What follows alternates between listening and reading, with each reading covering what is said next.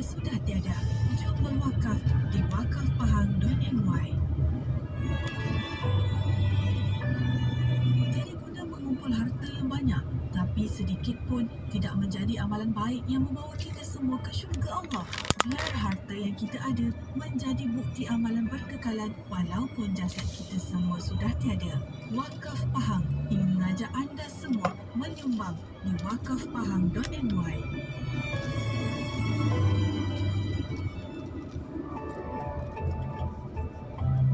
Baikilah ibadah kita dengan mempelajari ilmu dan dapatkanlah ilmu daripada para ulama dan kitab-kitab yang muktabar. Semoga kehidupan kita di dunia yang sebentar ini akan diuruskan secara tertib dan secara sempurna oleh Sang Yang Maha Pencipta.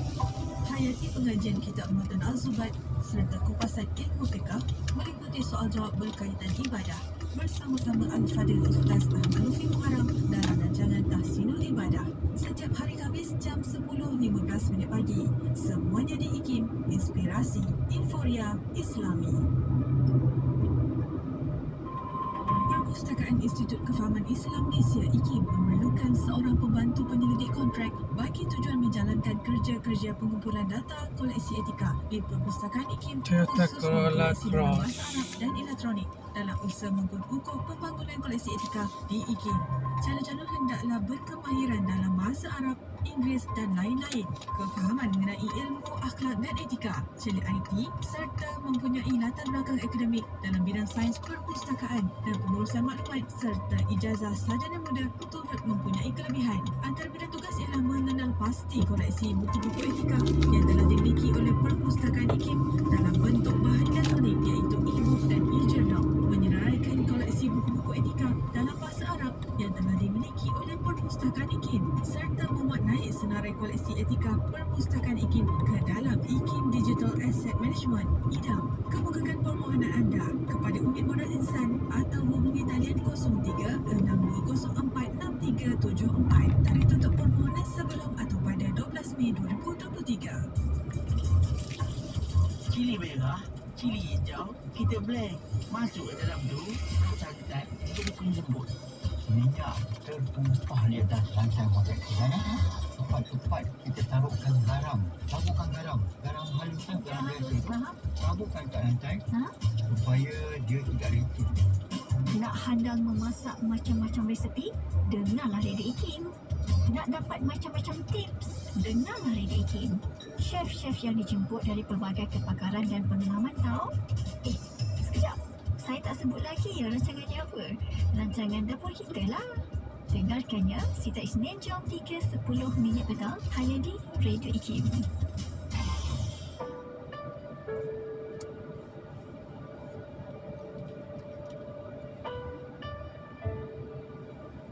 Harga diri itu ialah penilaian seseorang terhadap dirinya sendiri tentang keupayaan dan kemampuannya untuk berjaya dan bahagia dalam hidup di dunia dan di akhirat. Subhanallah, tanda orang yang menghargai dirinya sendiri ialah dia menilai dirinya bernilai sungguh, berharga sungguh. Dia yakin dan dia percaya dia mampu berjaya, dia mampu bahagia dalam hidup. Walaupun mungkin dia bukan orang yang terpandai, walaupun dia bukan orang yang tercantik ataupun orang yang mempunyai pangkat yang tinggi, tak semestinya dia syukur dengan diri dia sendiri. Kenapa ramai orang yang tidak bahagia dan tidak berjaya dalam hidup? Kerana ramai orang yang mementingkan pandangan orang lain terhadap dirinya berbanding pandangan dirinya terhadap dirinya sendiri. Apa orang lain kata, apa orang nak kata, apa orang nak komen, oh itu yang sangat dipentingkan, sangat difikirkan, sangat difokuskan. Padahal bisikan hati pada dirinya sendiri, itu self-talk itu yang sangat lebih penting. Kerja. Pernah tak anda rasa jemu atau mengeluh dengan kerja? Tanamkanlah minat yang dalam terhadap pekerjaan anda. Caranya, buatlah dekorasi yang menarik di partition masing-masing untuk timbulkan mood ketika bekerja. Mood itu penting tau. Jika tak ada mood, satu apa pun takkan jadi. Ada kerja, barulah ada gaji. Oleh itu, hargailah pekerjaan anda. Pesanan khidmat awam ini daripada saya, Siti Rohani Surani untuk Radio IKIM, Inspirasi Inforia Islam.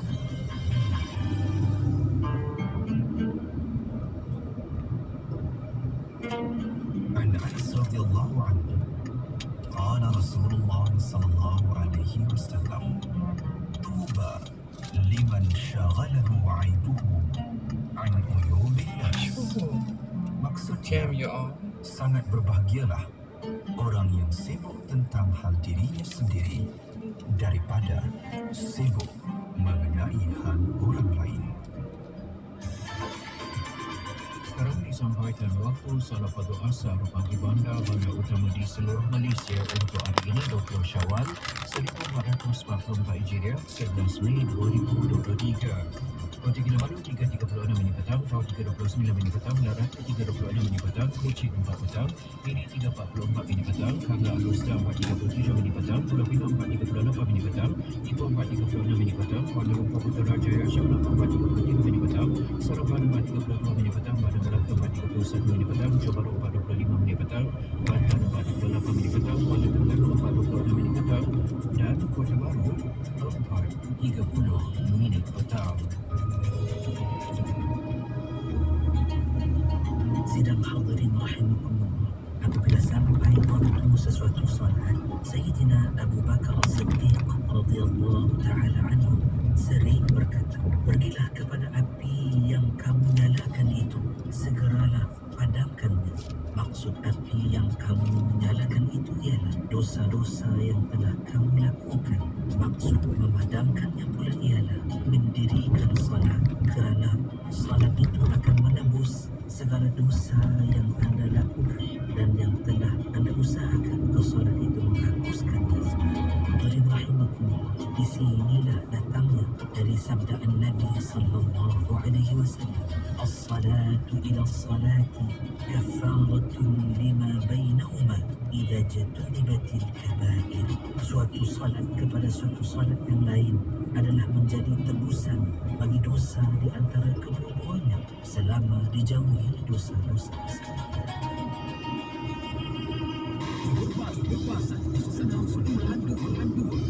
Radio IKIM kepada anda sebagai generasi baik.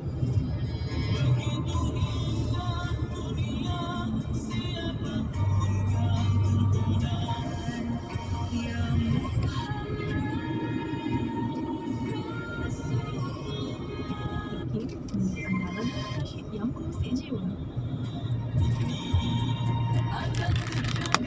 IKIM, inspirasi Inforia Islami.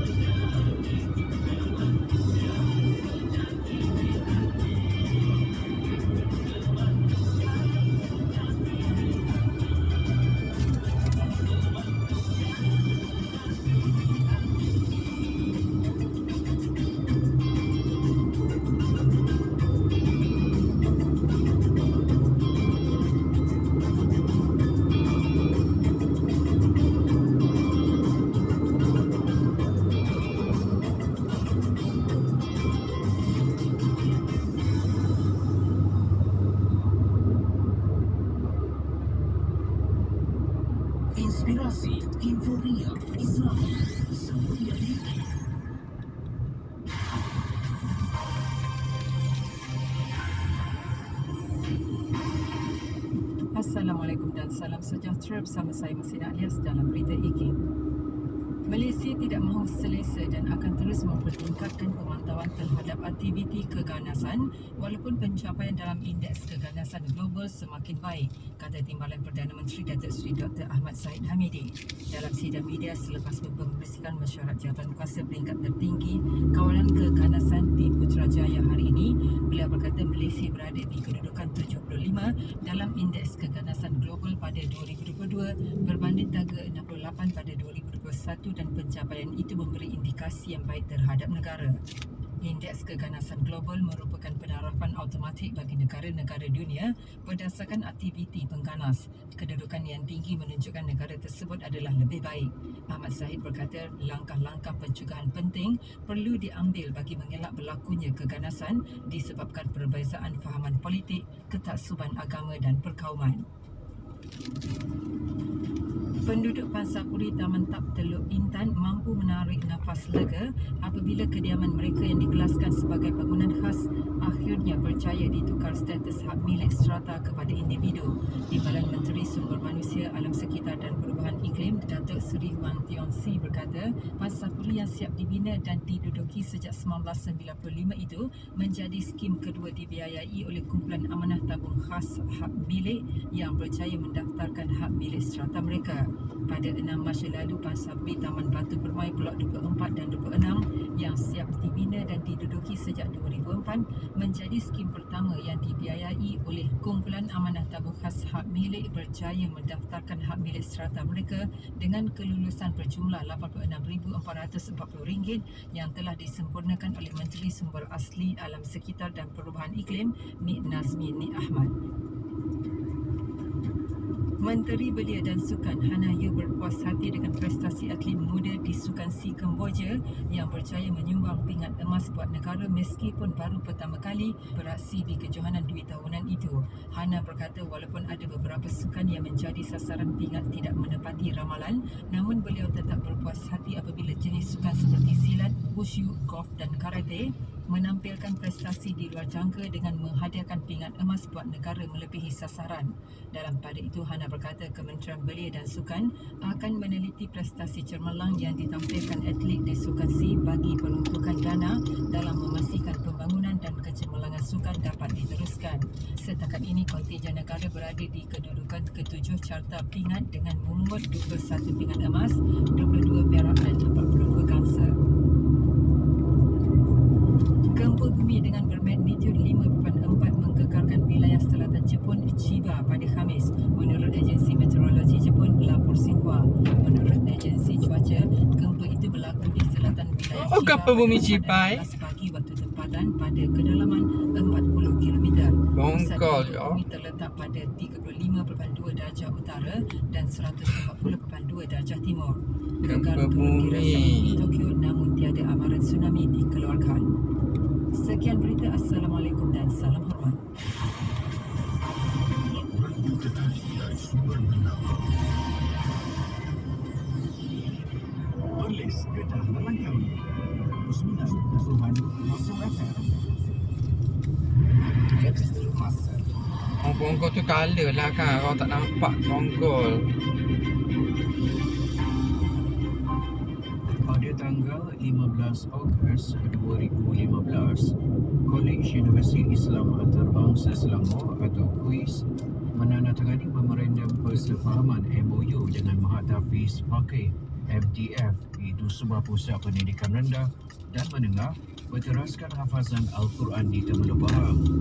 MTF merupakan sebuah institusi pendidikan Islam dan Al-Quran aliran tahfiz yang beroperasi di daerah Temeluk Bahang. Institusi ini menawarkan 3 peringkat pendidikan iaitu prasekolah, sekolah rendah dan sekolah menengah. MTF mengintegrasikan sistem pendidikan arus perdana dengan pengajian Islam dan hafazan Al-Quran yang berdaftar dengan Majlis Agama Islam Pahang. Perkara yang dipersetujui bersama ialah mengadakan kerjasama berkaitan akademik yang menyeluruh, terutamanya melibatkan pendidikan golongan kanak-kanak dan remaja berteraskan Al-Quran. Ia merangkumi aktiviti penyelidikan pembangunan pengajaran dan pembelajaran PMP, tahfiz They are going Al-Quran for dan pendidikan departure. Islam. Artikel fakta ini disediakan oleh Seksyen Dokumentasi dan Penerbitan Arkib Negara Malaysia. Going for departure again to Sky Park. Malaysia antara 10 negara dengan kadar transplantasi terendah di dunia pada tahun 2021. Kini, anda boleh mendaftarkan diri sebagai penderma organ melalui MySejahtera. Jom daftar dan kemas kini sebagai pengikrar derma organ. Satu ikrar, sejuta No harapan. parking. Untuk maklumat lanjut, layari www.dermaorgan.gov.my. خليل بالقرآن وإمامنا على هداية الله آمتنا خليل بالقرآن وإمامنا على هداية الله آمتنا Kelepasan antarabangsa. هدايتنا عطاه جبريل على رسولنا كلام ربنا هدايتنا Shit, عطاه جبريل على رسولنا Kekalkan Al-Quran sebagai imam kita. Semoga kembali di dalam petunjuknya. Kekalkan Al-Quran sebagai imam kita. Semoga kembali di dalam petunjuknya. Kalamullah hidayah bagi kita. Diberikan Jibril kepada Rasul kita. Kalamullah hidayah bagi